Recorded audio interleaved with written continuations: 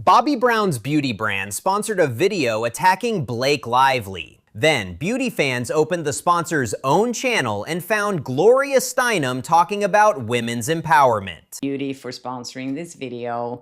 After that sentence sat online for months. Now it has detonated inside the beauty community because this was not a random pre-roll ad. Kjersti Flaa thanked Jones Road on camera, demonstrated its miracle balm, and gave viewers her personal affiliate code. And directly beneath that sponsorship, the same description sold merchandise reading, quote, "Justice for Justin." The collision could not be cleaner. A beauty brand selling empowerment, a creator selling one side of a celebrity war, and customers asking one brutal question: why her? Jones Road did not build this contradiction by accident. Its I Am Me series put equality, confidence, and women supporting women at the center of the brand's public identity. Women's empowerment movement? No, I've never been a mother. I don't. You've been the mother of the women's empowerment. No, I'm a sister. You're the sister. Maybe a big sister. Okay. That is powerful branding. It also creates a very high bar for where the advertising money goes. Because the creator Jones Road sponsor did not become famous for makeup, she became famous by reopening an 8-year-old interview at the exact moment Blake Lively was already under public fire. Congrats on your little bump. What about my bump? You've got two nice ones. And these... That awkward moment exploded in 2024. Kjersti said the interview had made her want to quit her job. Blake's reply was dissected, clipped, reposted, and turned into evidence for an entire online verdict about her character. me want to quit my job, I felt really horrible afterwards. Journalist Kjersti. But the viral interview did not remain one old Hollywood anecdote. Kjersti's channel became a recurring Blake Lively and Justin Baldoni machine. New filings, new headlines, new accusations, and new reasons to keep the conflict alive. Then, a beauty company stepped directly into that machine with a sponsorship. Kjersti was not speaking into a vacuum.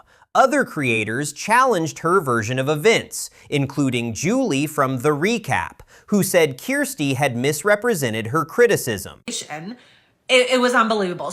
The first thing I want to clear up is that I did reach out to her on January 4th and ask if she'd like. This is where the story stops being a clean hero versus villain clip. Kjersti says the interview showed how badly she was treated. Her critics say she turned that experience into a profitable campaign and flattened every challenge into another attack. Jones Road did not merely run beside that argument. Its name appeared inside it. When I saw that Bobbi Brown was involved in this, I love that brand. I was super curious to find out more about Jones Road Beauty. And now I'm totally into this miracle balm. You just get your... Watch the sequence carefully. The controversy pauses, the balm appears, Kjersti praises the brand, then the show returns, in her own words, to the madness. JonesRoadBeauty.com. Okay, so let's get back to the madness. That transition is the whole scandal in miniature. Jones Road bought access to an audience assembled around a highly polarized fight. The remaining question is whether the brand knew exactly what room it had entered, or simply decided the reach was worth it. And the deeper we look, the stranger that choice becomes. The sponsored episode was published in October 2025. Its title promised a secret video that had, quote, blasted Blake Lively's case. Before the first Jones Road product appeared, Kjersti had already accused Blake of chasing headlines and questioned her support for other women. It's interesting how Blake has been so vocal about supporting other women, and then she does something like... Then came the ad break. Jones Road was named twice, Miracle Balm was applied on camera, the description offered code FLAA, a free gift, and a clean route from outrage to checkout. That does not mean Jones Road wrote Kjersti's opinions. It means the brand paid to be placed among them. For the viewers now objecting, that distinction is not comforting. Sponsorship is not a neutral algorithmic accident. It is a commercial relationship. Jones Road is built around Bobbi Brown's authority, Uncomplicated products, mature skin, quick routines, and the promise that women do not need to hide behind heavy makeup. Use the official tutorials and the message is consistent. Fingers in the balm, skin instead of spectacle. Bobbi speaking directly to women who feel ignored by the rest of the beauty industry. That is why the sponsorship became a beauty story rather than just another celebrity law channel argument. People were not only judging Kjersti, they were judging whether their purchase at Jones Road might help fund the media ecosystem they were trying to avoid. In the current Beauty Guru chatter discussion, some commenters said the revelation changed whether they would try the brand. Others argued Jones Road should not be punished for a creator's views. The debate became a referendum on what an ad actually means. There is a defense available to Jones Road. Brands advertise to reach customers. A sponsorship does not automatically endorse every sentence a creator has ever said. Kjersti has an older female audience that overlaps naturally with Bobbi Brown's customer base, and Miracle Balm is exactly the kind of product that fits that audience. Commercially, the match is obvious, but values-based marketing changes the calculation. If a company sells more than makeup, if it sells empowerment, equality, and solidarity, viewers will test its media spending against those words. Do to get your message out to more women because that's what we need. Hopefully. That question now boomerangs back at the brand.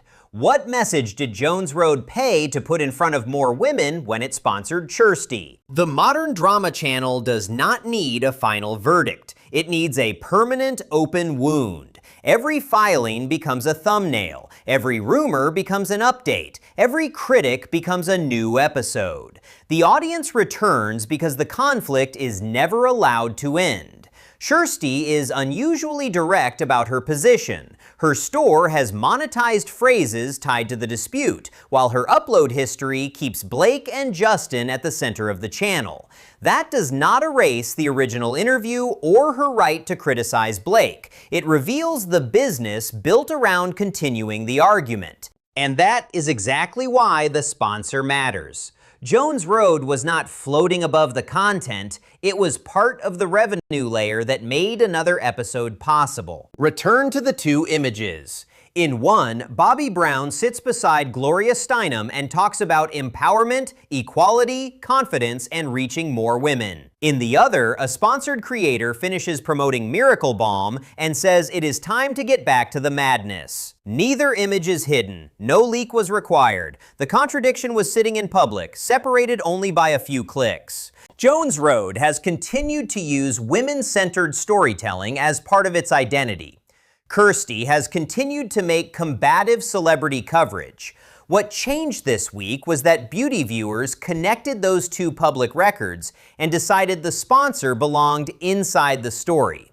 No public Jones Road response to that criticism was located during production. Maybe Jones Road sees this as nothing more than audience targeting. Maybe the brand believes a sponsor can buy the attention without owning the context. And maybe some customers agree. But once a brand turns empowerment into a sales promise, people stop treating its ad budget as private bookkeeping. They read it as a list of who the company is willing to amplify. Kjersti Flaa did not hide the sponsorship. Jones Road did not hide its values campaign. Beauty fans simply placed them side by side. So the real question is not whether Kjersti was allowed to take the money or whether Jones Road was allowed to spend it. Of course they were. The question is whether a brand can sell women empowerment in one video, then sponsor a creator accused of monetizing attacks on women in the next, and still insist those two choices have nothing to do with each other. For you, is a sponsorship only an ad, or is it an endorsement of the room where the ad appears?